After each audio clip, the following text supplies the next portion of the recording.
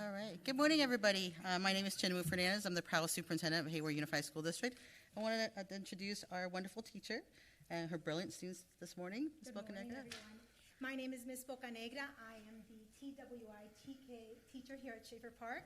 Welcome to our wonderful school. We're so lucky to have you all today here. Yep.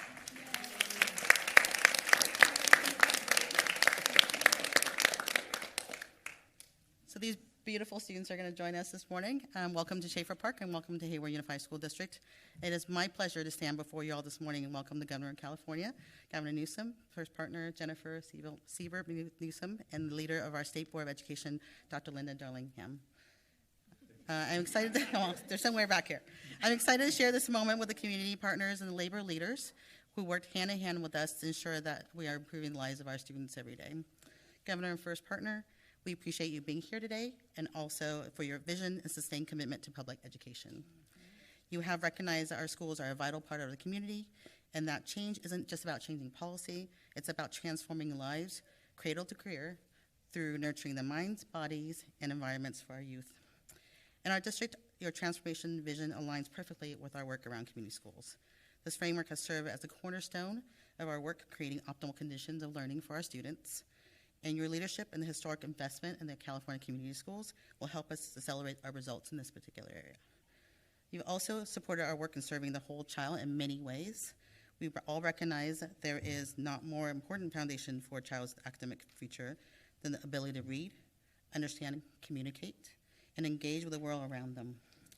Early literacy is paramount to child success, and your priority to expand transitional kindergarten program, like the ones you see here today, gives our youngest learners an equitable head start and a solid academic foundation.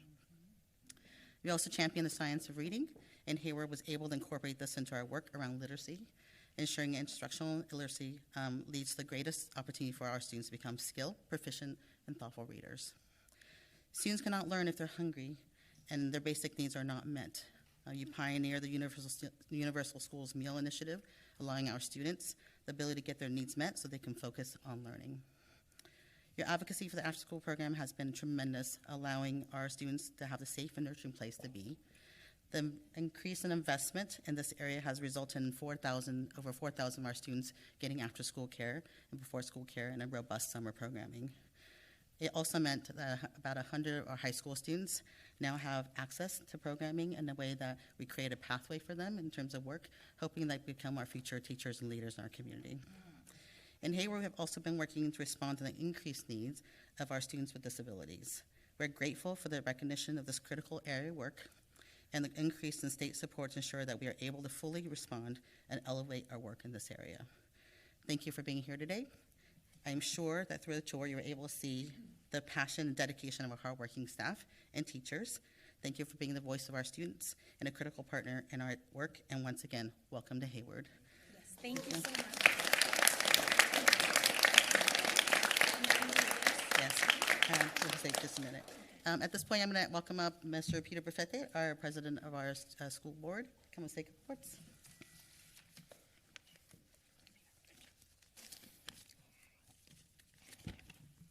Thank you, Superintendent Ms. Wu Fernandez.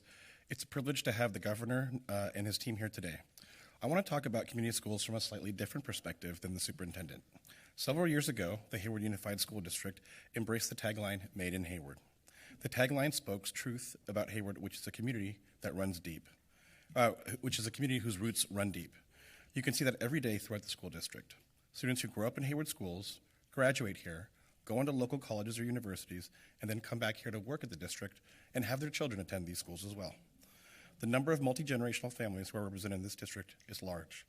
I myself am a proud product of Hayward schools, having attended Treeview Elementary, Bret Harte Middle School, and Hayward High School.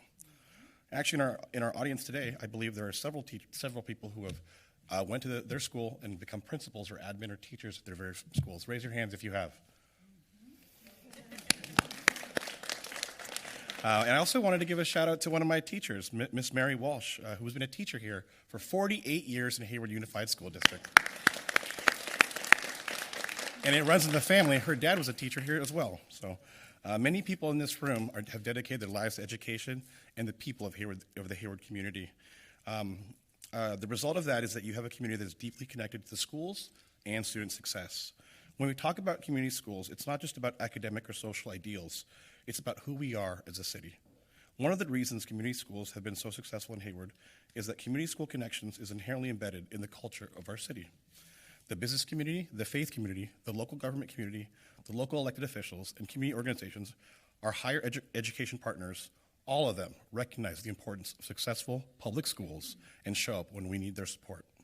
This school exists in its current form because the community passed it in our tax measures. They stepped up and passed it not just once, but twice. Actually, not once, but twice, but 3 times in 3 bond measures here in the last decade. When it's this time, the annual homecoming for Hayward High, the downtown shuts down for the annual student parade, Downtown Rally. Each year, the Rotary Club donates thousands of books to our students and gives dictionaries to every single 3rd grader in Hayward Unified. Our local NAACP chapter generously offers scholarships throughout all of our high school students. Now, in case you're thinking this makes us an insular community, nothing could be further from the truth. We are proudly one of the most diverse cities, not just in the state, but actually in the country. We have a large Latinx population, a growing, vibrant Asian and Middle Eastern population, and one of the fastest growing Filipino populations in the state. As a microcosm of California, we welcome everyone from this big globe of ours with open arms. Mr. Governor, when we say welcome to Schaefer Park Elementary this morning, we mean welcome to our home. I want to take a second to welcome President of the State Board of Education, Linda Darling-Hammond.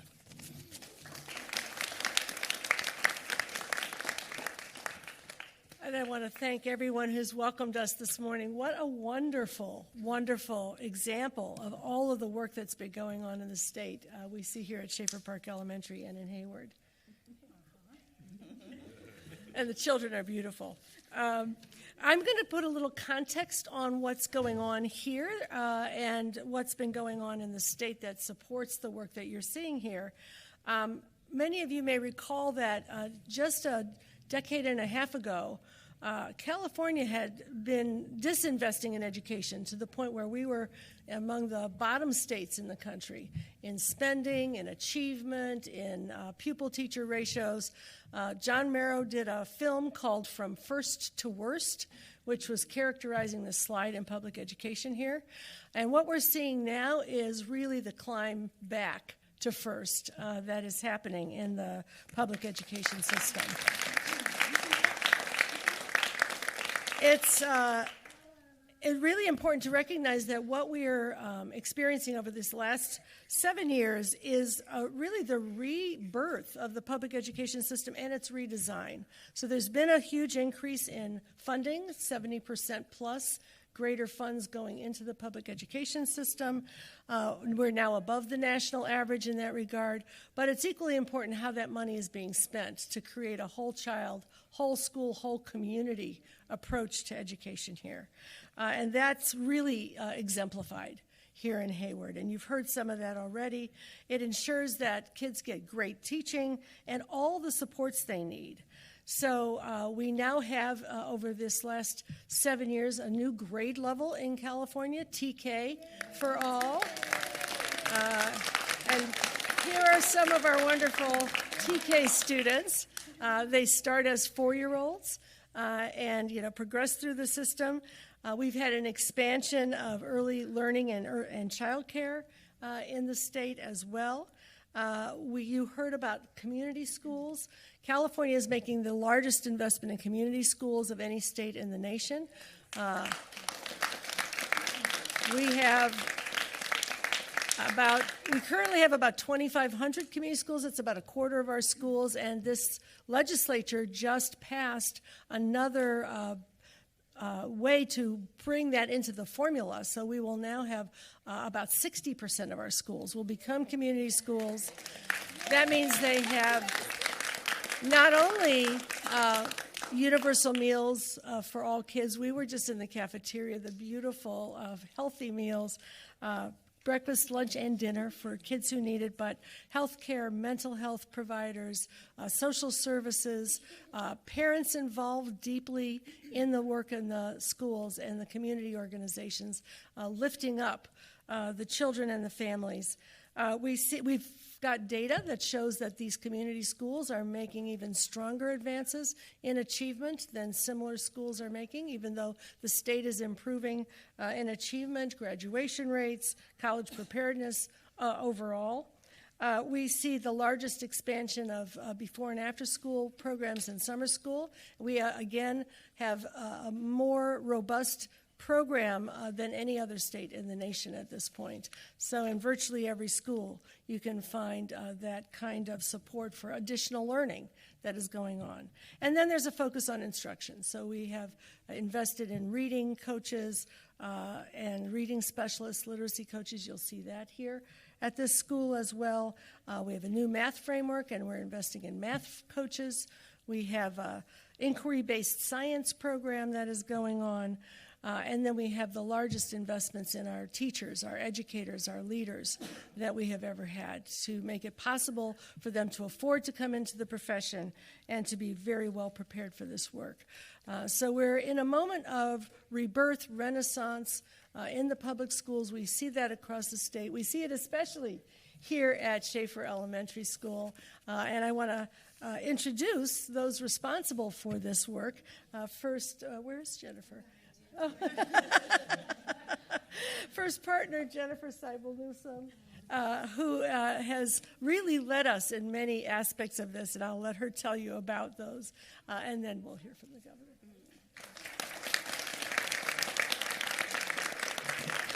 Good afternoon. Are you going to stay?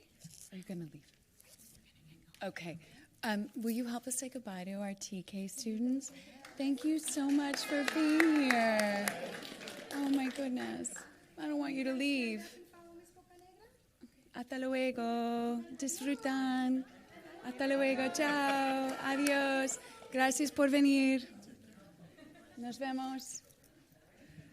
Buenos días. Happy first week of school. Yeah.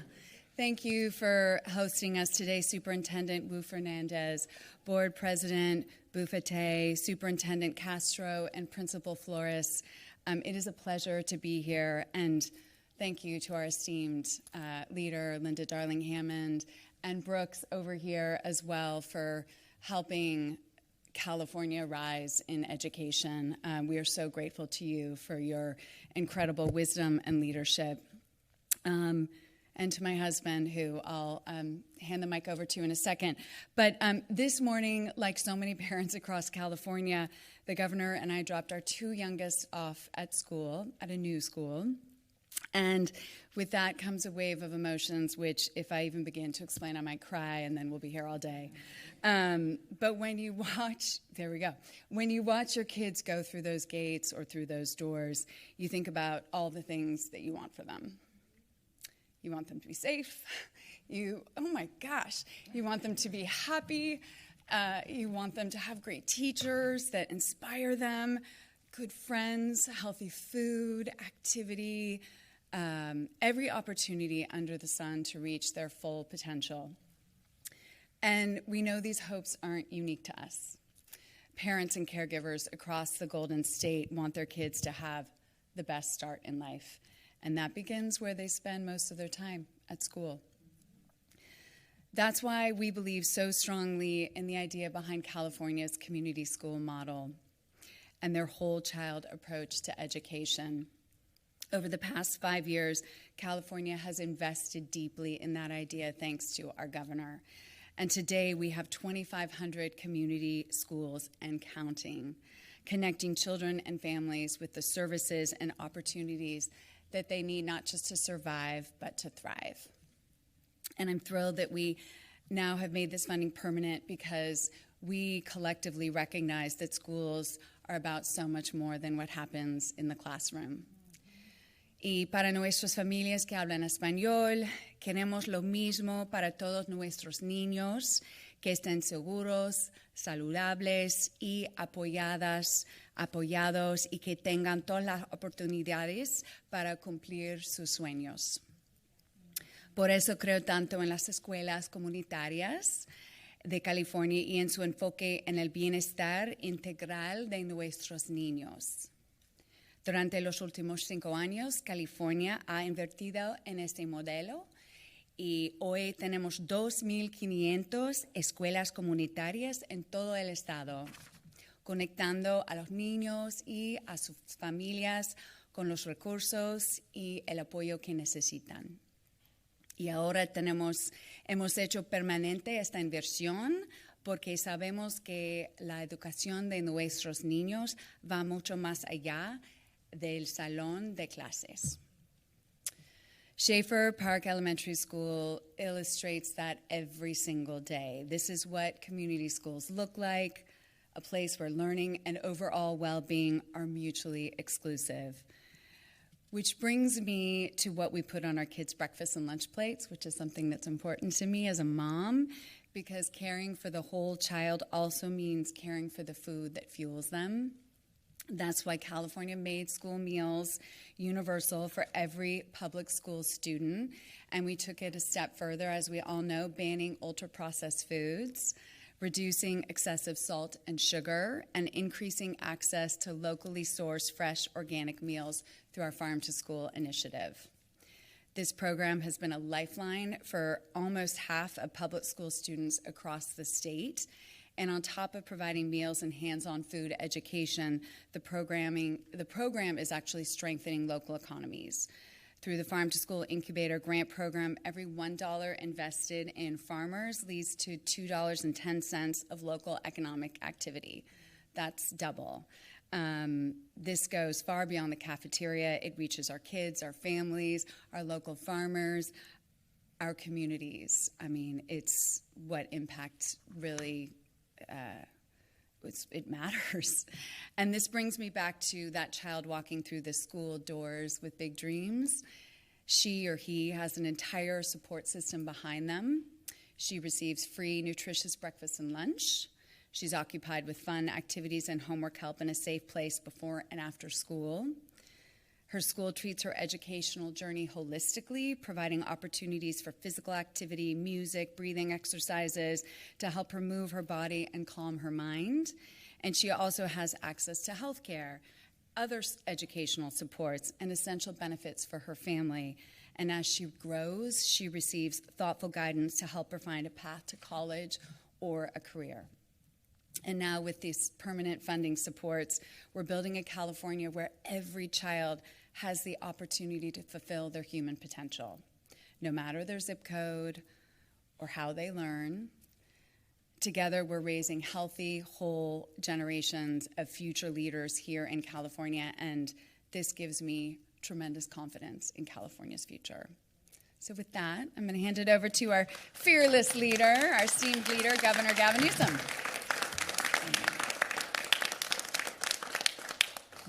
Fearless leader. Well, thank you, everybody, for the privileged opportunity. Jen and I, it was full disclosure. So thank God for 10-year-olds, because my little son, he was like cool with me today.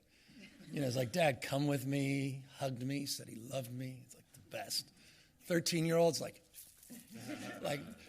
but she did not ask us to park 2 blocks away so she can walk. So, I mean, we're at that point, but it's every parent's journey and every child's journey as well. And it's fun just to, also just be reminded when you go back to that first day of school, your own anxiety, those butterflies that you may have felt as you're trying to figure out, is it left, right, left on the, to figure out your lock on the new locker at the elementary school. So it was a lot of fun, and it's wonderful to be here with all of you. And it was a lot of fun to see that same joy, third day of school here at Schaefer Park, and to see this new cohort that we have invested so much time, energy, and passion in for TK for All in the great state of California. And so I just wanted to briefly just roll up a little bit of what you've heard and express a little bit of my bias and make the case that we had a theory of the case. It wasn't just about making investments. It wasn't just about getting back on top in terms of per pupil investments, though we have made great progress. $28,282 this year is record-breaking in terms of our per pupil investments in this state. But it wasn't just about spending money. We had a plan. And it was a point of contrast. When we started, we were in the Trump 1.0 era. And now we're facing headwinds, the likes of which we couldn't even imagine in his second incarnation. Washington, D.C. is dismantling public education. We're building it in historic ways, in record ways. Is there destroying what has been built up over the course of decades? We've built a brand new grade, as Linda and others, Jen has said, pre-K for all, TK for all. And over 55% now of all of the eligible kids, which is, by the way, significant, hundreds of thousands of kids, it's voluntary, are saving up to $13,000 a year. The families, $13,000. You talk about affordability agenda. Up to $13,000 a year are being saved in high quality. And this is an important point. It's not just the access, it's high quality. We reduced the student-teacher ratios from 12 to 1 to 10 to 1.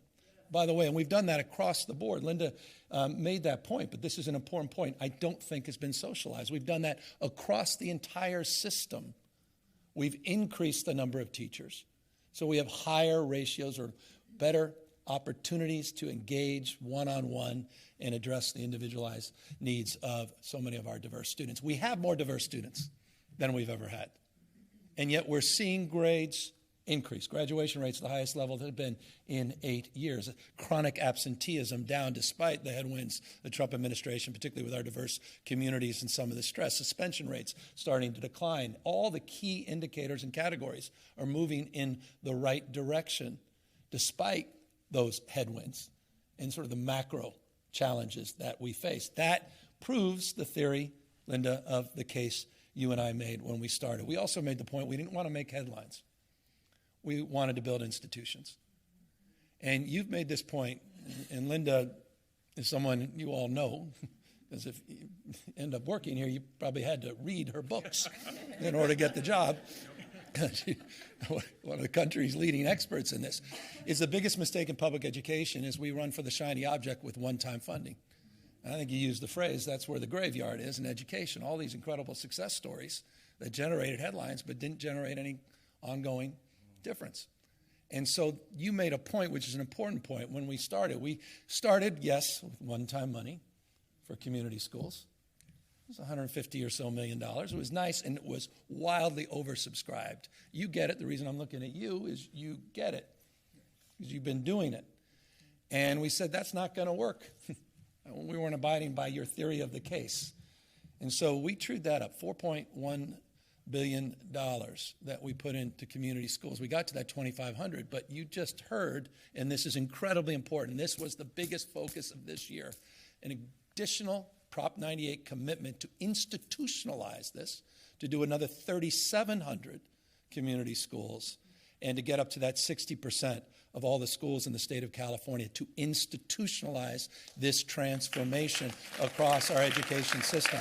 And I love what you said about, this is not about stacking services. This is a cultural change. And you're seeing it. We were in Fresno. We've been all over the state of California visiting community schools and how unique and distinctive each one is. I mean, we were up there and they were doing laundry services in Fresno, which is important. The kids don't. They were providing clothes. They were providing support to get a haircut, eyewear. But they were building a sense of culture with community, making the schools part of the community. You talk about parental engagement, next level. Working with the parents, designing these schools together, redesigning, reimagining these schools. This, if you want this is it. This is the big idea in public education. But we also recognize you got to begin at the beginning. That's why TK was so important. Our interventions tend to come too late. I'll close up. There's 3 additional points I want to highlight just to emphasize, and we'll let everybody go. But when we started, we made that point. People aren't left behind, they start behind. And so if you're going to solve for the issues in the vernacular of the 60s, ignorance, poverty, and disease, you've got to begin at the beginning. And we made that point. You've got to begin with prenatal care. And we made historic investments in prenatal care. We created a brand new position, which was a brand new state leader who focused on issues associated with ACEs, early screenings. 0 to 3, where 85% of the brain is fully formed by 3. Not just Head Start, early Head Start, and the investments we needed to make there. That's why that TK was so important.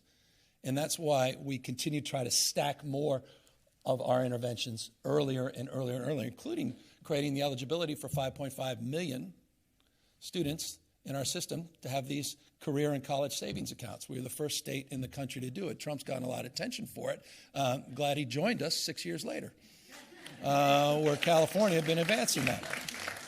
And we think that's important. We stacked financial literacy. Not everybody was on board. I think it's incredibly important. And we struggled. There were previous administrations that vetoed that, and we thought that was critical. And if you can attach a savings account, well, your parents may not have access to checking or bank, but now the child does, all of a sudden financial literacy means something different because your name's attached to it. Math makes it's a little more pragmatic in your life. Compounding interest, investments make a little bit, And so all these things are part of the theory of the case. We came with a plan, a strategy. We thought after school was important. I mean, their previous governors made entire careers about it, but it's a drop in the bucket, not an indictment, just an observation. What she said is important. I don't know why this is not covered more. I know why it's not covered, because it's more interesting, the controversy, everything else. But one of the biggest transformations is this after school for all. It's 9 hours of enrichment. It's 30 days of summer school. This was, and thank you for that, but $18 billion. We didn't have to do this, $18 billion. We added 4.7 in the budget I just passed for next year. It's jaw-dropping. Started $4 billion a year, then we went up to 4.5 this year, $4.7 billion.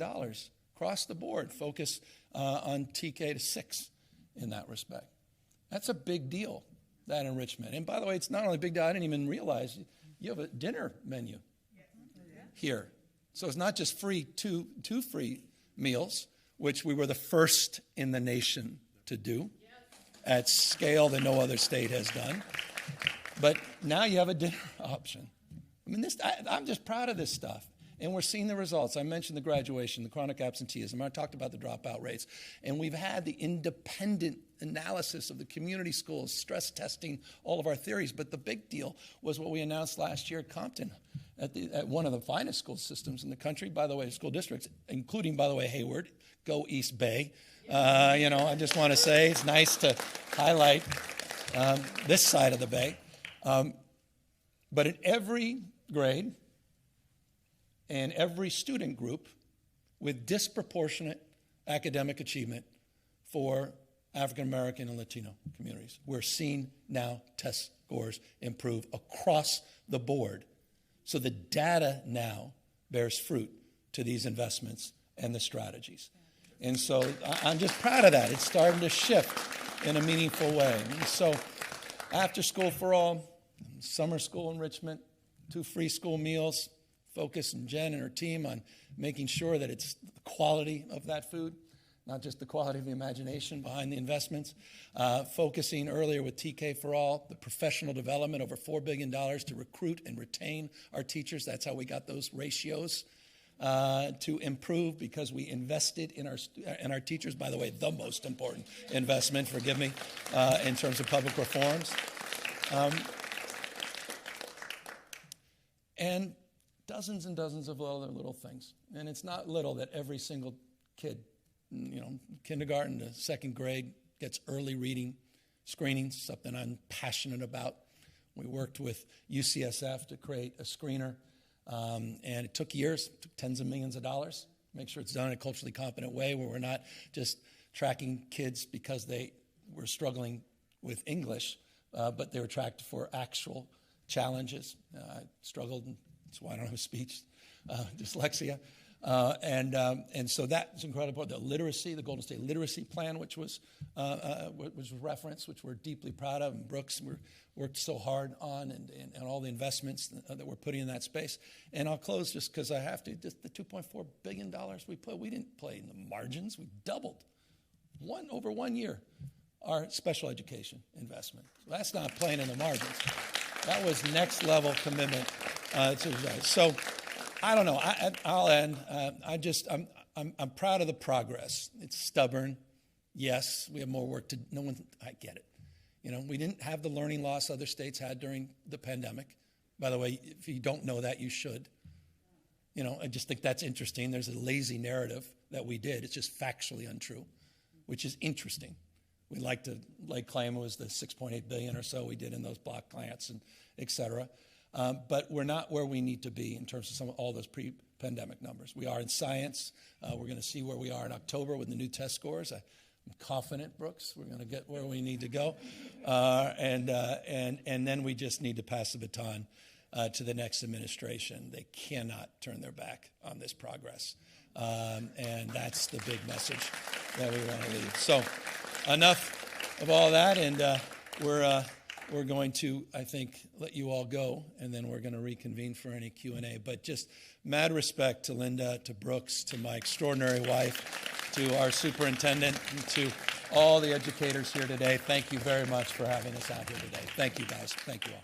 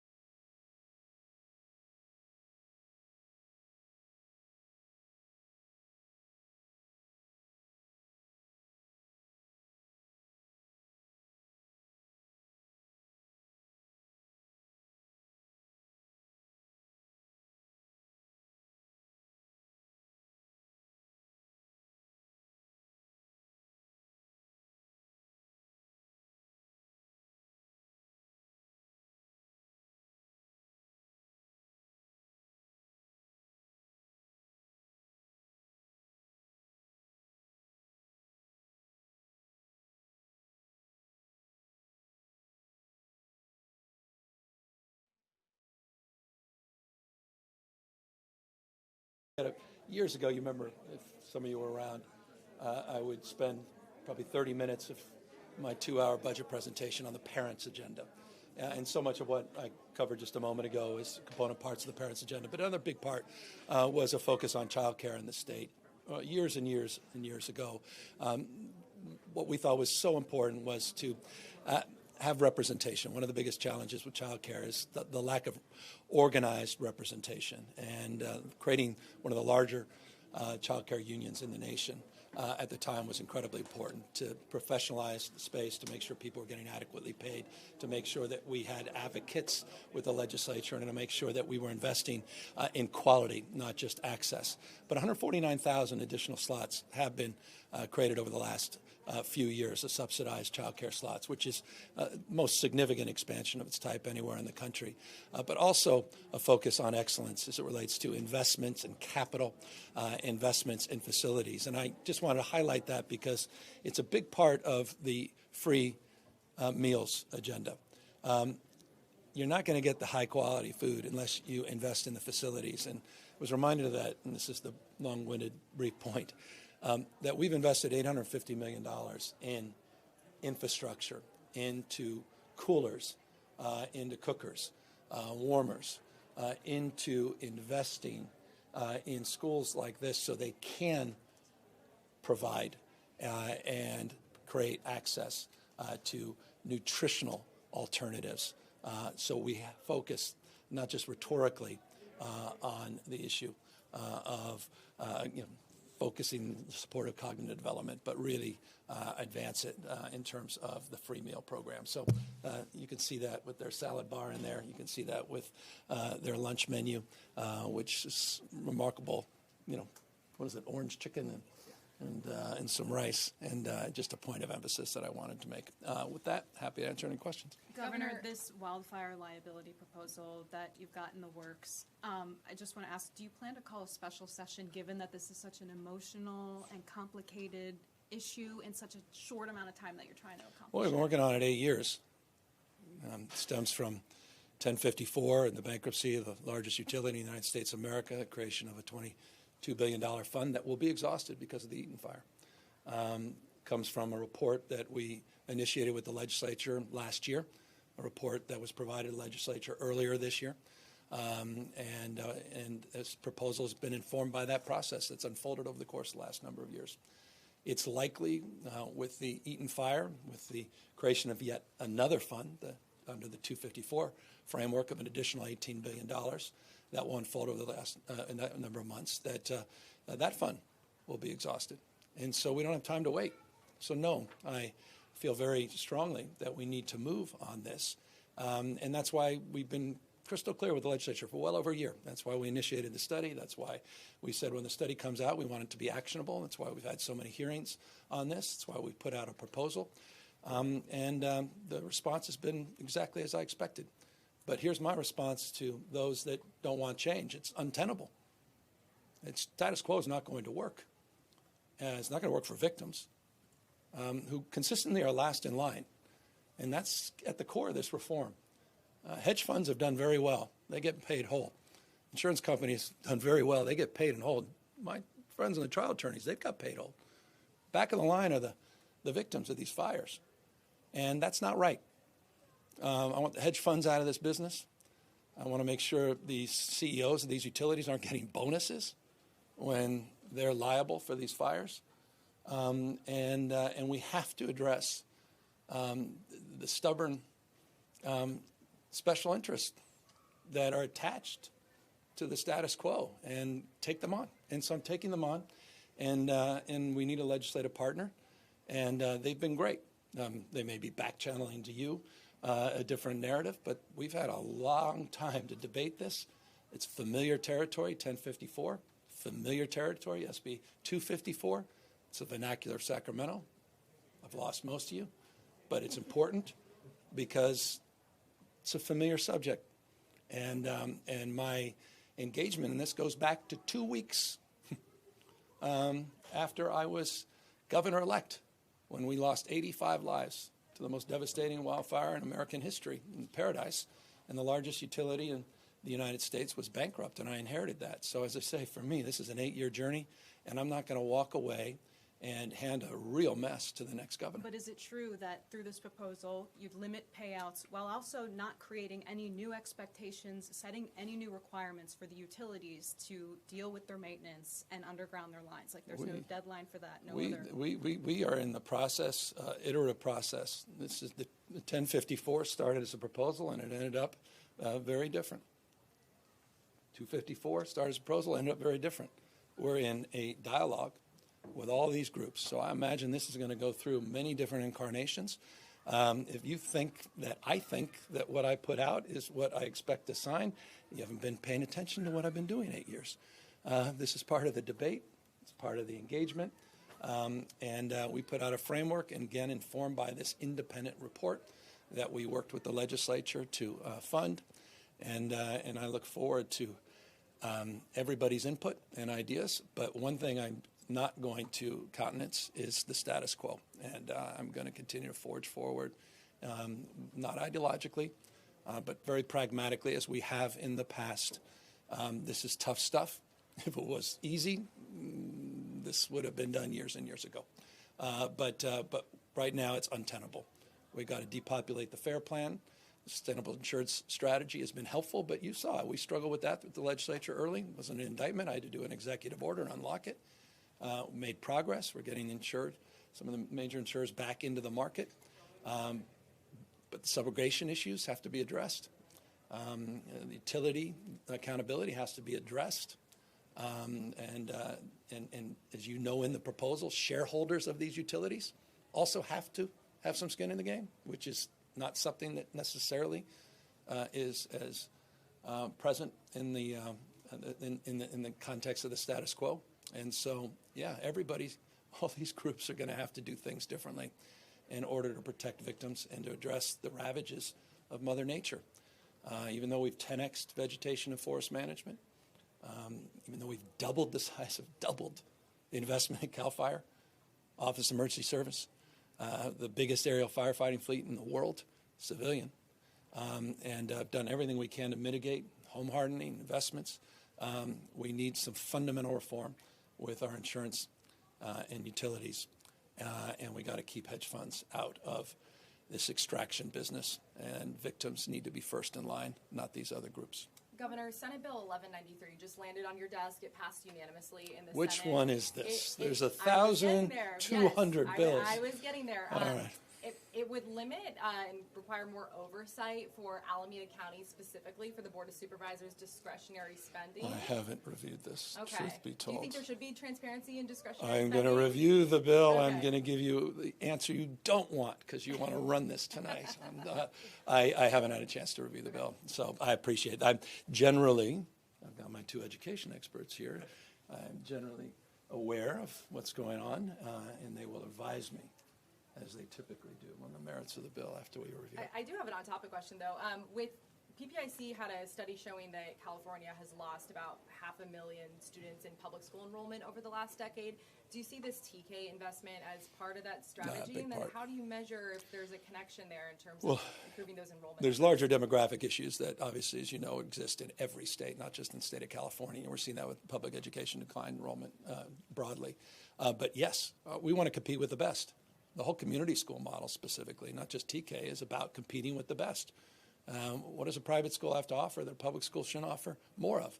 And that's the whole idea. That's the framework. We want to be more competitive. We want more choice. We want more opportunities for people to be able to get the highest quality education they can, and to make public education the first consideration for a family. And so TK is a big part of that in terms of hatching enrollment. And by the way, that was part of the narrative we heard today from the principal in terms of getting the enrollment numbers up here at this school in particular.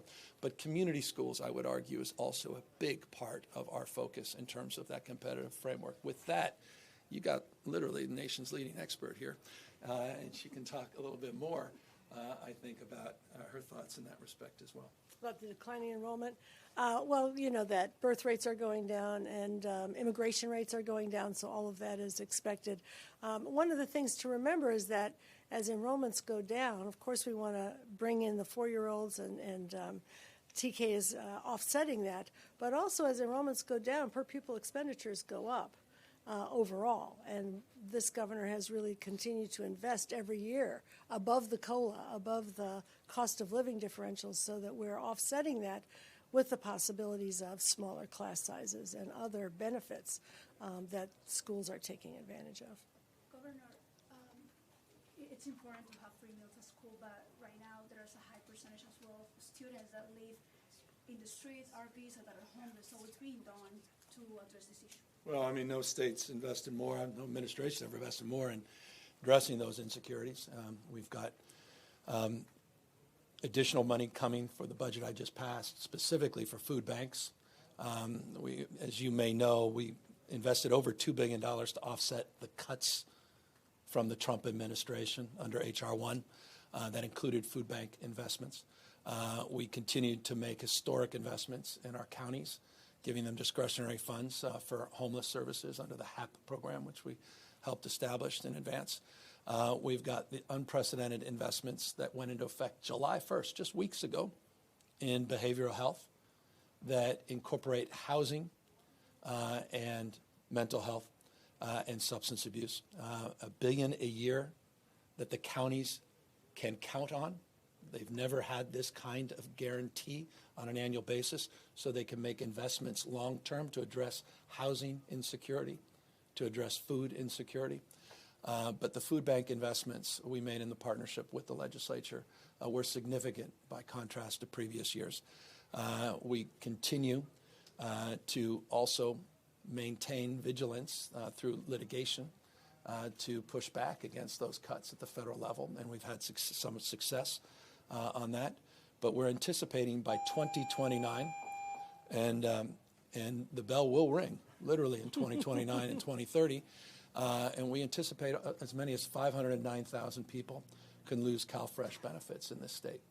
That's not happening immediately. That will unfold over the course of the next few years. And so it's incredibly important that next legislature and next governor continue to lean in on that and get ahead of that. And I'm hopeful we'll take back the House and the Senate. I'm hopeful that they can start being repairs of the breach earlier than 2029, 2030, so we can avoid that calamitous impact in terms of just impact here in our state. But in the interim, we're doing more than we've done.